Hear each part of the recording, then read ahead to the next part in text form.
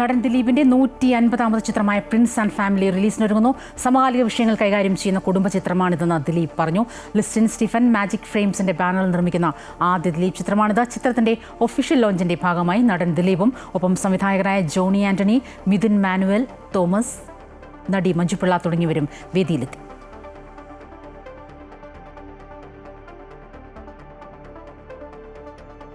ശരിക്കും പറഞ്ഞാൽ 150ാമത്തെ സിനിമ എന്ന് പറയുമ്പോൾ ഒരു ഗംഭീരമായിട്ടുള്ള ഫംഗ്ഷനോടുകൂടി നടത്തുന്ന കാര്യത്തെക്കുറിച്ചൊക്കെ സംസാരിച്ചു. പക്ഷെ ഈ സിനിമയുടെ ഒരു ലാളിത്യം ഈ ചടങ്ങിനും ഇപ്പോൾ ഉണ്ട്.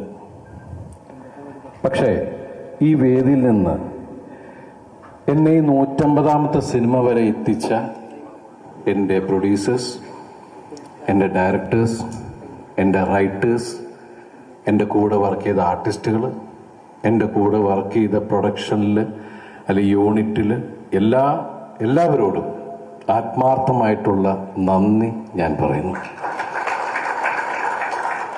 ദൈവത്തിനോടും വലിയ സന്തോഷമുണ്ട്. ഈ സിനിമ പുതിയ തലമുറയിലെ ആളുകളോടൊപ്പമാണ് ഞാൻ വർക്ക് ചെയ്തത്. അവരും ഇതിലെ സംവിധായകൻ പുതിയ ആളാണ്. അതുപോലെ ഇതിൻ്റെ റൈറ്റർ അദ്ദേഹത്തിൻ്റെ 3ാമത്തെ 4ാമത്തെ 6ാമത്തെ നെപ്പി തന്നെ അങ്ങോട്ട് കയറി.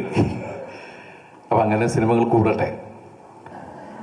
അപ്പോൾ ഈ സിനിമയിൽ നമ്മളെ ജോണി ചിരിപ്പിച്ച പോലെ ജോണിയുടെ കഥാപാത്രം നമ്മളെ ചിരിപ്പിക്കട്ടെ. നമ്മുടെ നായികന്മാർ, നമ്മുടെ ഇതിൽ പുതിയതായിട്ട് അഭിനയിച്ച ഒരുപാട് പേരുണ്ട്.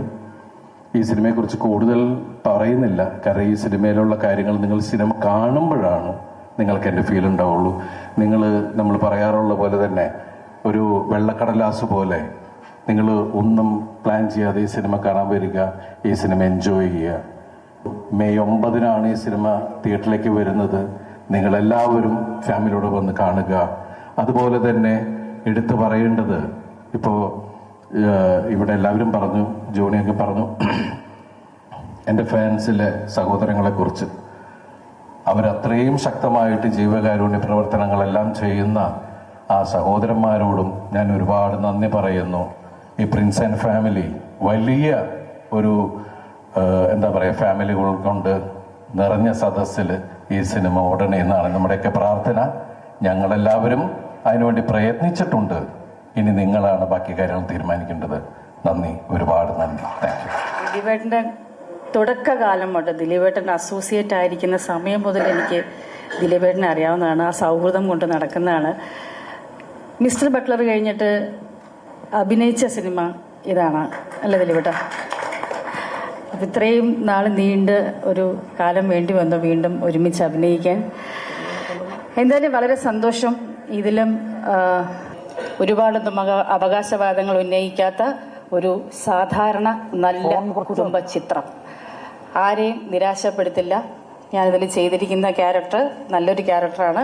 കുറച്ച് വ്യത്യസ്തമായിട്ട്, സാധാരണ എല്ലാവരും പറയും പോലെ മഞ്ജുവിന് ഇപ്പോൾ ഒരു ദാരിദ്ര്യവാസി ക്യാരക്ടറാണല്ലോ കിട്ടുന്നത് എല്ലാ സിനിമയിലും.